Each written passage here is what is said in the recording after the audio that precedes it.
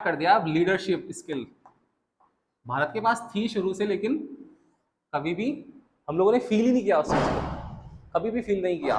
लेकिन अब लाइफ में एक ऐसा मौका आता है जब हम लोग सोचते हैं कि अब हमारा टाइम आ गया है ना, वो अपना टाइम आएगा, वो वाला टाइम आ गया है, अपना टाइम आ चुका है एक्चुअली में। सक्सेसफुल लॉन्च किया है और उसका रोवर जो है वो अलग हो चुका है। देखो जनरल कॉन्सेप्ट बताता हूँ आप लोगों को, कुछ बेसिक्स जो आप लोगों ने पहले भी पढ़ रखे हैं कुछ। फर्स्ट तो आप लोगों को पता ही है, the distance in between moon and earth, ये होती है अराउंड कितनी, 3,84,400 किलोमीटर। सोचो हम लोग इतनी डिस्टेंस पर आज हैं। सेकंड आप लोगों को पता है बेसिक जो जनरल कॉन्सेप्ट्स हैं कि weight of a person on moon ये कितना होता है, 1/6 पोर्शन होता है किसका, वेट ऑन अर्थ।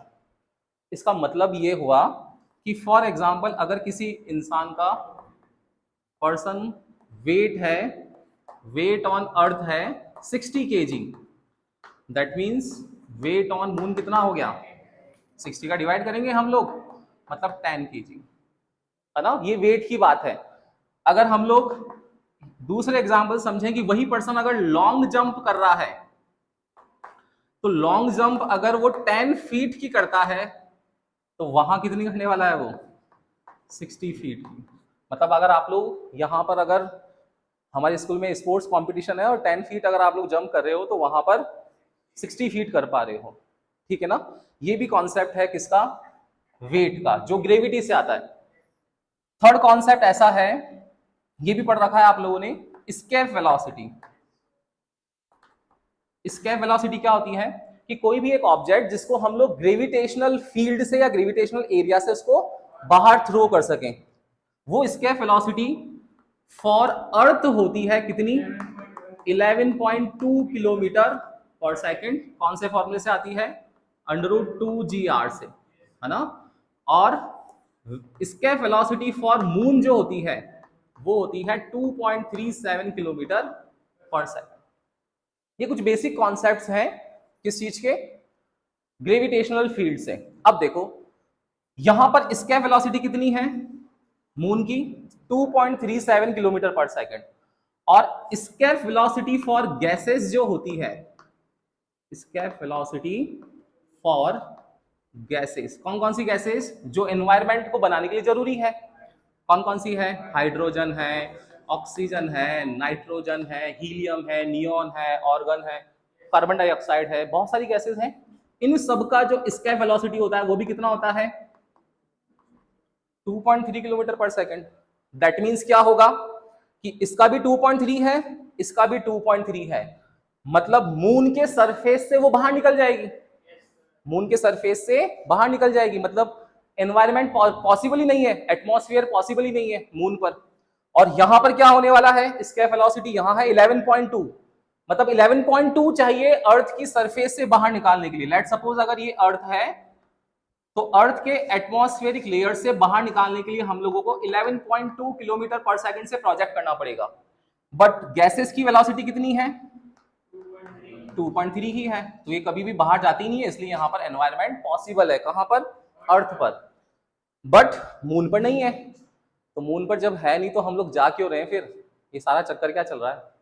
जब है ही नहीं एनवायरनमेंट तो छोड़ देना चाहिए ना मून को, काम का ही नहीं ना अपना तो। लेकिन ऐसा नहीं है, मून के कुछ ऐसे पार्ट हैं जहां पर गैसेस का परसेंटेज कंप्लीटली मिला है। कहां कहां मिला है, इसके लिए मून मिशंस लॉन्च किए हैं अलग अलग कंट्रीज ने, अलग अलग हम लोगों से। जो पावरफुल कंट्रीज हैं जिन्हें महाशक्ति कहते हैं, वो कब से चालू कर रखा है उन्होंने। इसमें सबसे पहला जो नंबर है वो किसका है, 1966 में। और इसने जो इंसान भेजा था वो सब आप लोगों को पता है, उसका नाम था नील आर्मस्ट्रॉन्ग। और इसके साथ एक और साइंटिस्ट था जिसका नाम था एल्ड्रीन, लेकिन इसको लोग जानते नहीं इतना, असिस्टेंट था बेचारा, मेन यही था नील आर्मस्ट्रॉन्ग, है ना। इसने सबसे पहले चांद पर कदम रखा, यूएसए का था। लेकिन ये दौड़ यहां खत्म नहीं हुई, अभी तो दौड़ मची हुई है यूएसएसआर, है ना। जो सोवियत यूनियन रूस जो था, उसने भी 1966 में अपना इंसान भेज रखा है। और आप लोगों को पता ही है वो कौन था, यूरी गागरिन, है ना, इसका नाम भी सुन रखा है। ये मून पे रखने वाला था, ये स्पेस में गया था। फर्स्ट पर्सन जो स्पेस में गया था वो यूरी गागरिन था, रूस का, रशिया का। और जो यूएसए का था वो था नील आर्मस्ट्रांग, जो मून पे गया था। ठीक है, इसके बाद सब रुक गए। फिर यूएसएसआर जो था वो 1991 में डिवाइड हो गया, अलग अलग यूरोपियन कंट्रीज में डिवाइडेशन आया, और इनकी जो रिसर्च है वो रुक गई। अमेरिका ने भी अपना प्लांट जो है वो रोक दिया। इसके बाद कौन आया, फिर आया अपना सबसे अच्छा दोस्त आजकल की तारीख में, वो आया चाइना। कब, 2013 में, जब इसने अपना मिशन लॉन्च किया, चंद्रयान मिशन लॉन्च किया, और वो सक्सेसफुल भी रहा। बट वो कहां सक्सेसफुल रहा, उसकी जो आउटर सरफेस है वहां पर, जहां पर ज्यादा डेटा कलेक्ट करना पॉसिबल नहीं था। अब आई इंडिया की जर्नी। इंडिया ने क्या करा, सबसे पहला अपना जो फर्स्ट चंद्रयान मिशन था,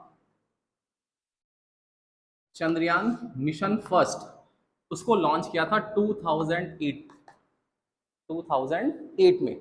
और 2008 में जब लॉन्च किया था तो हम लोग पहले थे, हम लोगों को इतना एनालिसिस नहीं था। आप लोगों ने वो सबने वो एक फेमस क्लिप देखी होगी 1966 वाली, जब इसरो को सेटल करे थे तो सीवी रमन और उनके दोस्त थे शिशिर मित्रा, वो साइकिल पर मिसाइल लेकर के और ट्रैवल करते हुए दिखाया जा रहा है आप लोगों को। केरल के थुम्बा की फोटो है वो, है ना।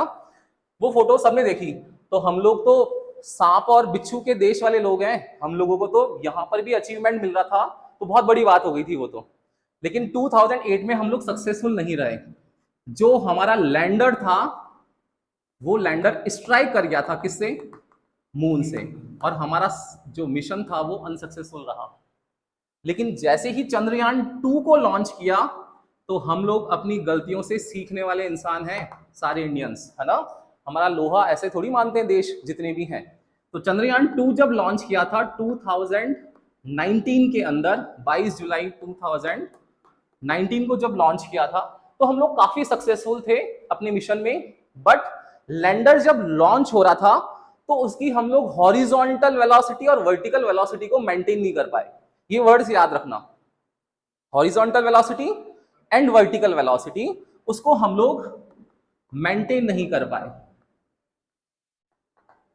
ठीक है, तो यहां पर भी क्या हुआ, हमारा लैंडर जो था वो सक्सेसफुल सॉफ्ट लॉन्चिंग नहीं कर पाया और हम लोग पीछे रह गए दौड़ में। लेकिन एक चीज बहुत अच्छी हुई थी, इसके साथ हम लोगों ने एक सैटेलाइट लॉन्च किया था। वो सैटेलाइट चंद्रयान 2 अभी भी ऑर्बिट में, अपनी उस ऑर्बिट के अंदर कॉन्टिन्यूसली रोटेट कर रहा है, और उसकी जो एज है वो है 7 ईयर्स। मतलब अभी हम लोगों ने चंद्रयान 3 जब लॉन्च किया तो उसके साथ सैटेलाइट लॉन्च नहीं किया, केवल लैंडर और रोवर किया है। जो ऑर्बिटर है वो, उसकी एज 7 ईयर्स है, और 2019 से भी 4 साल ही हुए, दैट मीन्स वो 3 साल अभी और हमें डेटा दे सकता है ना। तो एक कुछ यहां पर पॉजिटिव हो गया था। तो प्रॉब्लम कहां आई अब की बार, हॉरिजॉन्टल एंड वर्टिकल वेलोसिटी को बैलेंस करने के अंदर। वो हम लोगों ने अचीव कर लिया कब, चंद्रयान 3 मिशन में, जो 23 अगस्त कब हुआ, 2023 के अंदर लॉन्च किया है हम लोगों ने। अब इस मिशन में क्या क्या हुआ वो सब चीजें देखने वाली है। पहली चीज तो ये समझ में आनी चाहिए कि चंद्रयान फर्स्ट क्यों फेल हो गया था। ये तो क्रैश ही हो गया था, लैंडिंग क्रैश हो गई इसकी, ये पॉसिबल ही नहीं था हमारे लिए। सेकंड वाला जो था उसमें हम लोग हॉरिजॉन्टल एंड वर्टिकल वेलोसिटी को मेंटेन नहीं कर पाए।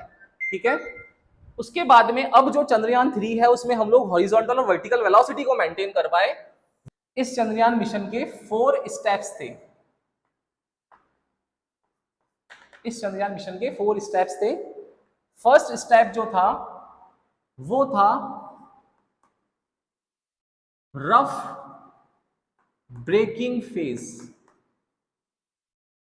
फर्स्ट फेज जो था इसका वो था रफ ब्रेकिंग फेज। सेकंड जो फेज था वो था एटीट्यूड होल्ड फेज। थर्ड जो फेज था वो था fine braking phase. And fourth जो फेज था वो था टर्मिनल डिसेंट फेज। इन 4 फेज में लैंडिंग हुई थी। अब 4 फेज में हुआ क्या था वो देखते हैं एक बार। सबसे पहले जो मून की सरफेस थी उस मून की सरफेस से 30 किलोमीटर की डिस्टेंस तक हम लोगों को चंद्रयान 3 को लाना था। और 30 किलोमीटर की जो डिस्टेंस थी वहां पर कुछ चंद्रयान की स्पीड रही थी 1.68 किलोमीटर पर सेकेंड, जो कि इसकी स्केप वेलोसिटी 2.3 किलोमीटर पर सेकेंड से कम थी, इसलिए उसकी वो ऑर्बिट में रिवॉल्व कर पा रहा था। 1.68 किलोमीटर पर सेकेंड जो है, अगर इसको हम लोग आर में कन्वर्ट कर दें तो ये अराउंड 6000 किलोमीटर पर आवर की स्पीड से रिवॉल्व कर रहा था उसके ऑर्बिट पे।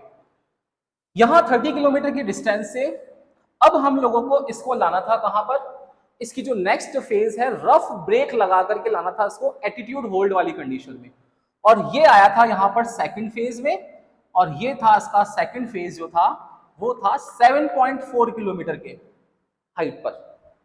तो 30 किलोमीटर की हाइट से इसको हम लोग लेकर आ गए 7.4 किलोमीटर की हाइट तक, जहां उसको टाइम लगा अराउंड 11 मिनट्स के अराउंड। 11 मिनट्स और 50 सेकंड्स थे, 11 मिनट्स के अराउंड उसको टाइम लगा। और 7.4 किलोमीटर की हाइट तक हम लोग अब चंद्रयान लेकर आ गए थे। जब 30 किलोमीटर टू 7.4 किलोमीटर तक लेकर आए तब हम लोगों ने उसकी जो हॉरिजॉन्टल वेलोसिटी थी उसको मेंटेन किया, और उसकी जो हॉरिजॉन्टल वेलोसिटी है उसको डिक्रीज करते गए, और वर्टिकल वेलोसिटी है उसको इंक्रीज करते गए।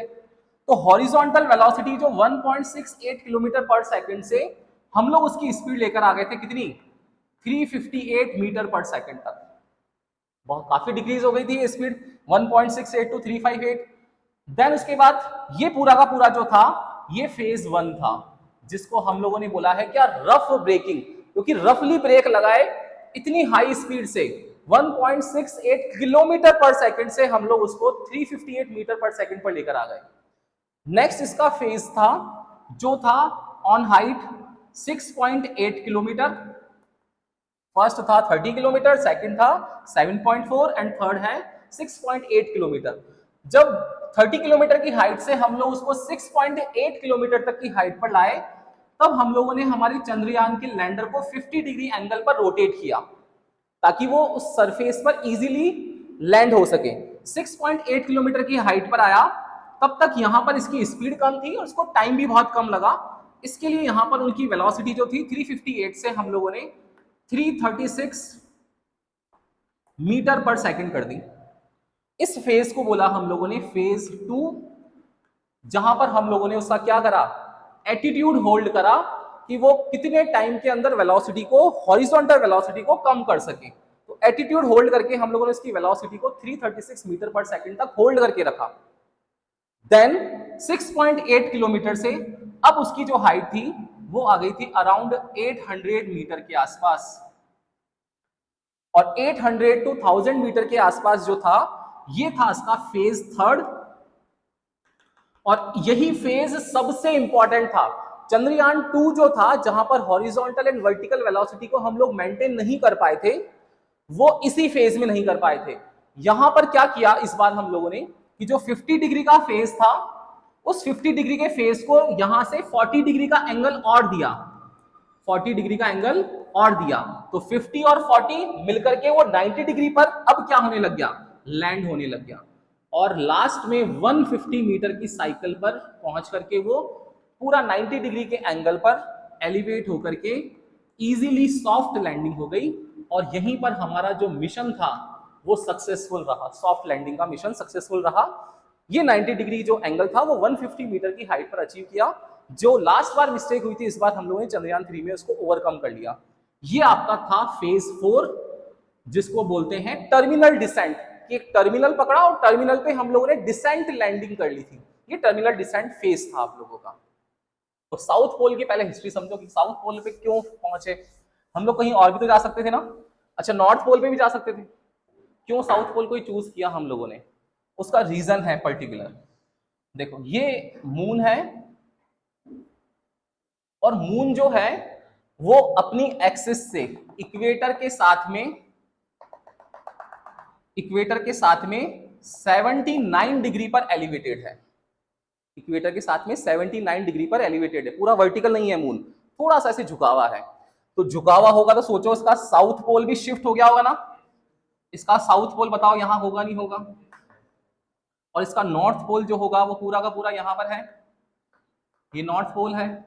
जब सनलाइट जो होती है, कल देखा था आप लोगों ने, ये प्री रक्षाबंधन सिस्टम चल रहा था, है ना। जब लाइट आती है तो मून के हर एक पोर्शन पे लाइट जाती है, इसलिए मून के हर एक जगह का टेम्परेचर जो रहता है वो जनरली 45 टू 50 डिग्री सेल्सियस के बीच में मेंटेन रहता है। बट साउथ पोल के कुछ पोर्शंस ऐसे हैं जहां पर लाइट प्रॉपर्ली रीच करती नहीं है, और जब लाइट प्रॉपर्ली रीच करती नहीं है तो यहां का टेम्परेचर कम रहने वाला है, बट ऑब्वियस है।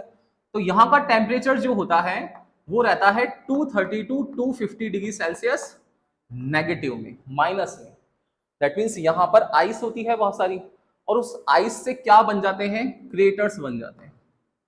क्रेटर्स क्या होते हैं, गड्ढे, बहुत बड़े बड़े गड्ढे होते हैं। किस किस के हो सकते हैं ये होलो सरफेसेस होती है, पानी की हो सकती है, हो सकता है कि वहां पर कोई ज्वालामुखी निकला हो, लावा निकला हो, है ना, कोई कॉमेट्स जो होते हैं, उल्का पिंड होते हैं, वो गिर गए हो, कुछ भी पॉसिबल हो सकता है। हम लोग जो देखते हैं मून को, जब शाम को हम लोग देख रहे होते हैं, तो जब उस मून को देख रहे होते हैं हम लोग, तो हम लोगों को कुछ डार्क स्पॉट्स दिखते हैं, वो डार्क स्पॉट्स क्रेटर हैं।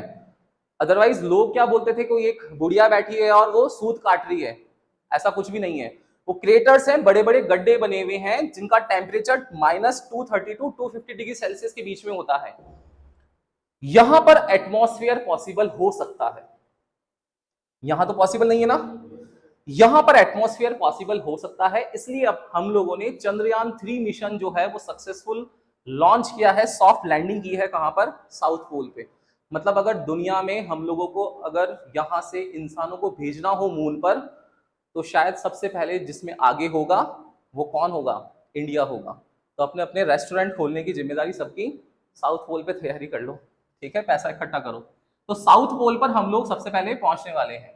अब साउथ पोल पे ये टेम्परेचर जो है, इसमें होता क्या क्या है, ये जो टेम्परेचर है वो आप लोगों को समझना पड़ेगा कि 14 अर्थ डे जो होते हैं वो 1 लूनर डे के इक्वल होता है। आप लोग सुनते हो अमावस्या आती है, पूनम आती है, हर 14 डेज के बाद आती है। वो क्या है, हमारे जो 14 दिन है वो चांद का कितना है, 1 दिन है। दैट मीन्स हमारा जो रोवर है वो 1 दिन रहने वाला है केवल चांद पर। हमें यहां पर 14 डेज लग रहा है, वो 14 डेज लगने वाले हैं अर्थ डे के, ठीक है। तो 1 लूनर डे के इक्वल है। अब इसके अंदर लॉन्च कैसे किया वो देख लेते हैं। तो जो चंद्रयान है, चंद्रयान के अंदर आप लोगों को सबको पता है 2 पार्ट्स हैं इसके मेन, एक है कौन सा, लैंडर, एक है रोवर। कोई भी अगर हम लोग सैटेलाइट लॉन्च करते हैं तो उसमें 2 पार्ट कॉमन है, हर एक कंट्री के यही फिक्स होते हैं। लैंडर होता है, लैंडर क्या होता है, जो लैंड करता है सरफेस पर। रोवर क्या होता है, एक रोबोट होता है जो सरफेस पर बहुत मिनिमम वेलोसिटी के साथ ट्रेवल करके वहां के सैंपल्स जो होते हैं वो सैटेलाइट को लॉन्च करता है। तो यहां पर जो लैंडर है, वो लैंडर का नाम हम लोगों ने विक्रम रखा। क्यों रखा विक्रम, यस, जो इसरो के फर्स्ट फाउंडर थे विक्रम साराभाई, उनके नेम पर विक्रम लैंडर रखा हुआ है। हम लोगों ने फाउंडेशन किया उन्होंने, इसलिए हम लोगों ने भी लैंडर का नाम विक्रम रख रखा है। और जो रोवर था, उस रोवर का नाम था यहां पर प्रज्ञान। प्रज्ञान एक संस्कृत का वर्ड है जिसका इंग्लिश में मीनिंग होता है विजडम, है ना। आप कितने बुद्धिमान हो, कितने आप लोगों को ज्ञान दे सकते हो, लीड कर सकते हो। तो जब हम लोगों ने नाम रखा था ना, तभी सोच के रखा था कि इंडिया जो है वो लीड करने वाला है आने वाले टाइम में। वो प्रज्ञान हम लोगों ने सोच के रखा, हम सबको इंफॉर्मेशन देने वाले हैं, ये हमारा विजडम रहेगा, ठीक है। रोवर, अब ये रोवर था क्या, जो प्रज्ञान था वो है क्या, ये एक 26 केजी का एक पार्ट है, 26 किलोग्राम का एक हिस्सा है। जो रोवर है 6 व्हील्स पर प्रेजेंट है, 6 व्हील पे प्रेजेंट है। हम लोगों ने पिछली बार क्या हुआ था, लैंडर हमारा स्मूथ गया ही नहीं था ना, क्यों, क्योंकि बड़े बड़े क्रेटर्स हैं। तो क्या होगा, रोवर क्या होने वाला है, अनबैलेंस हो जाएगा ना, हो सकता है किसी क्रेटर में गिर जाए तो अनबैलेंस हो जाएगा। तो इस बार क्या किया हम लोगों ने, जितने टैंक्स होते हैं ना आर्मी के टैंक्स, उसमें क्या होते हैं, रोलर्स हैं और उसके ऊपर एक बेल्ट बंधा हुआ होता है, वही सिस्टम हम लोगों ने रोवर के अंदर डाल दिया। 6 व्हील्स रखे, 6 व्हील्स पर एक बेल्ट बांध दिया, तो जैसे भी मूव करेगा, कोई भी क्रेटर आ रहा है तो वो अनबैलेंस की सिचुएशन उसमें क्रिएट होने ही नहीं वाली। तो क्रिएटर जो है उसका वेट रखा 26 किलोग्राम और इसके अंदर 3 चीजें लगा दी। कौन कौन सी लगा दी, फर्स्ट चीज लगा दी हम लोगों ने इसके अंदर, कौन सा, सोलर पैनल। ये सोलर पैनल जो है ये कॉन्टिन्यूसली इसको एनर्जी प्रोवाइड करेगा 50 वॉट की, ठीक है। दूसरा इसके अंदर हम लोगों ने लगाया एक्स रे स्पेक्ट्रोस्कोप, जो अल्फा पार्टिकल्स डिटेक्शन में काम आता है ना, जिसको इलेक्ट्रोस्कोप डिटेक्टर भी कहते हो आप लोग 12th क्लास में।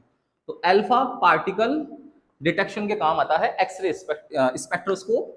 और थर्ड जो है वो यहां पर होता है लेजर बेस्ड स्पेक्ट्रोस्कोप। ये एक माइक्रोस्कोप डिटेक्टर जैसा होता है, सबका अपना अपना काम है। सोलर पैनल एनर्जी प्रोवाइड करेगा, एक्सरे स्पेक्ट्रोस्कोप जो होगा वो क्या प्रोवाइड करेगा, वो वहां जो भी सॉइल है वो किस नेचर की है, क्या उस सॉइल के अंदर प्लांटेशन पॉसिबल है, अगर प्लांटेशन पॉसिबल है तो वो कितने टाइम में ग्रो कर जाएगा, उसमें रिक्वायर्ड मिनरल्स है या नहीं है, इन सब का एनालिसिस करने वाला है कौन, एक्सरे स्पेक्ट्रोस्कोप। और वहां पर एनवायरमेंट पॉसिबल है या नहीं है, तो जितनी भी गैसेस होती है, हाइड्रोजन, ऑक्सीजन, हीलियम, नियॉन, इन सब गैसेस का एनालिसिस लेजर बेस्ड। सेकंड क्या होगा कि इन जो भी गैसेस है उनके अलावा एलिमेंट्स कौन कौन से हैं, एलिमेंट्स कौन कौन से रिक्वायर्ड होते हैं सॉइल में, पोटेशियम है, मैग्नीशियम है, एल्यूमिनियम है, आयरन है, ये सब रिक्वायर्ड होते हैं, तो इनको भी चेक करेगा। तो फर्स्ट उसने चेक करा गैसेस को, सेकंड चेक करा उसने मिनरल्स को, और इसके साथ में हम लोगों ने लगा रखा है क्या, फ्रंट एंड रियर कैमरा जो हाई रिजोल्यूशन के हैं। आप लोग देख रहे होंगे ना पिक्स आ रही हैं अलग अलग, वो फ्रंट और रियर कैमरा की लेजर बेस्ड स्पेक्ट्रोस्कोप ही भेज रहा है। किसको भेज रहा है, अब हम लोगों ने सैटेलाइट लॉन्च किया ही नहीं ना, तो हम लोग सबसे पहले क्या करा, हम लोगों ने एक रखा रोवर। इस रोवर ने सबसे पहले भेजा किसके पास में, किसके पास में भेजा, लैंडर के पास में, ठीक है। इसमें ट्रांसमीटर और रिसीवर एंटीनास लगे होते हैं, जैसे आप लोगों के फोन में लगे हुए हैं, पता है कि आप लोगों को फोन में लगे हुए, वो 3 लाइन आती है फोन में, आप लोग नेटवर्क देखते हो अपना, वो रिसीवर एंटीना है, और ट्रांसमीटर एंटीना जो है वो हम लोगों ने सेंड कर रखा है। तो ट्रांसमीटर और रिसीवर आप लोगों के सेल्यूलर कंपनी से डिटेल में है। यहां पर भी वैसा ही होता है कि जो रोवर है हमारा, हमारा जो प्रज्ञान है, वो डेटा सेंड करेगा किसको, पिक क्लिक कर करके लैंडर को। लैंडर जो होगा वो भेजेगा हमारे किसको, चंद्रयान 2 वाले सैटेलाइट को, जो उस ऑर्बिट के अंदर कॉन्टिन्यूसली रिवॉल्व कर रहा है। ये भेजेगा किसको, हमारे इसरो को, जो कहां पर है, बेंगलोर। तो इस तरीके से हमारे पास पिक्स जो होती है वो आने में टाइम लगता है। ये जो रोवर है, ये रोवर कितने किलोग्राम का है, 26 केजी का। दैट मींस इसकी स्पीड जो रहती है वो वहां बहुत कम रहती है। अभी बताया ना मैंने, 10 केजी जो है वो हमारे यहाँ का कितना है, 60 केजी। तो वहां का जो 26 केजी है मल्टीप्लाई बाय 6 कर लो, उतने केजी का वो अर्थ पर था रोवर। तो वेट ज्यादा है, इसलिए बड़े बड़े क्रेटर्स होने की वजह से इसको फास्ट स्पीड में मूव नहीं करवा सकते, तो उसकी स्पीड मेंटेन करनी पड़ेगी। तो वो जो वेलोसिटी है, वो वेलोसिटी है उसकी कितनी, 1 सेंटीमीटर पर सेकंड। सोचो कितनी कम है, मतलब जब 14 डेज हो जाएंगे हमारे, तो अराउंड रोवर केवल ना आधा किलोमीटर का सफर करेगा, केवल उसको आधा किलोमीटर घूम के आना है। सोचो आधा किलोमीटर में हम लोग सब चेक करके आ जाएंगे कि वहां पर कितना रिक्वायर्ड मिनरल्स है, कितने वहां एटमॉस्फेयर पॉसिबल है या नहीं है, क्योंकि हम लोगों ने चंद्रयान 2 में पता कर लिया था एटमॉस्फेयर तो पॉसिबल है, इसलिए तो चंद्रयान 3 को हम लोगों ने साउथ पोल पे भेजा, जहां बेनिफिशियल लगा हमें। सॉइल जो है उसमें प्लांटेशन करें तो हम लोग क्या वहां पर ह्यूमंस को बसा सकते हैं क्या, वहां रहने लायक जगह है क्या, क्योंकि मेन खाने का ही चक्कर है। अगर हम लोगों को प्लांट्स इजीली मिल रहे हैं तो हम लोग एक हेल्दी लाइफ जी सकते हैं वहां पर। तो ये जो प्रोसेस है वो किसका है, चंद्रयान का है, सोचो। लेकिन अभी कहानी खत्म नहीं हुई है, अभी है कि इस प्रोजेक्ट को जो सक्सेसफुल बनाया है उन वॉरियर्स की, इस मिशन को जो लॉन्च किया है, उस मिशन का जो हेड थे उनका नाम था मोहन श्रीकांत। ये इस मिशन के मिशन डायरेक्टर थे। जो पब्लिक को, असेंबली को जिसने स्पीकर जो थे वो तो आप लोग जानते हो, इसरो के जो चेयरमैन बने हुए हैं अभी कौन है, एस सोमनाथ। इन्होंने तो बोला ही है, लेकिन मिशन को जो प्रोजेक्ट किया है जो उसके डायरेक्टर रहे थे वो थे श्रीकांत। ठीक है। इनके साथ में कल्पना कालाहस्ती, कल्पना कालाहस्ती ये तमिलनाडु की हैं और ये इनके साथ एसोसिएट करा इन्होंने, एसोसिएट मिशन डायरेक्टर थे। इसके बाद में थर्ड नंबर पे नाम है वीरा मुथुवेल। ये मीरा मुथुवेल जो थे, इन्होंने, ये हैं सैटेलाइट डिजाइनर, कि जो हम लोगों ने लॉन्च किया है तो लैंडर का शेप कैसा होगा, रोवर किस शेप का होगा, कहां लॉन्च करना है। क्योंकि हम लोगों ने ऐसा नहीं था कि एकदम से लॉन्च कर दिया, हम लोगों ने मून के अराउंड 120 साइकिल्स कंप्लीट किए हैं और अराउंड 55 लाख किलोमीटर की जर्नी कंप्लीट की है ना, तब जाकर के कंप्लीट हुआ है। हम लोगों को लगता है कि हम लोगों ने कुछ 3,84,000 डिस्टेंस कवर की होगी और पहुंच गए होंगे, लेकिन ऐसा नहीं था। उस ऑर्बिट में कंटिन्यू रिवोल्यूशन हुआ है। वो जो कंटिन्यू रिवोल्यूशन हुआ है वो 55 लाख किलोमीटर का था और उसमें 120 साइकिल्स लगे हैं अराउंड।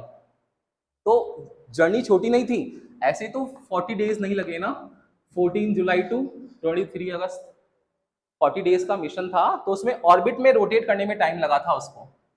तो वीरा मुथुवेल जो थे वो उसके सैटेलाइट डिजाइनर थे। ठीक है। इसके बाद में फोर्थ नंबर पे थे, वो था उनका नाम एम शंकरन, जो इनको असिस्ट कर रहे थे, वो भी सैटेलाइट डिजाइनर थे। और फिफ्थ नंबर पे था जिनका नाम है, फेमस है, वो काफी पहले प्रोजेक्ट में, मंगल मिशन के अंदर भी उन्होंने लॉन्च कर रखा है प्रोजेक्ट को, वो थी श्रीवास्तव मैम। और ये जो श्रीवास्तव मैम थी, ये सीनियर साइंटिस्ट हैं, ये कुछ टाइम में रिटायर हो जाएंगी इसरो से। इन्होंने अपनी पूरी लाइफ जो है बड़े बड़े मिशन को लॉन्च करने में कर दिया। मंगलयान जो था उसमें भी यही थे। सोचो, ये हैं हमारे रियल हीरोज, जिनकी वजह से आज हम लोग सर उठा के खड़े हो पा रहे हैं और शायद हम लोग अब विश्व गुरु की दौड़ में शामिल हो चुके हैं। आया समझ में?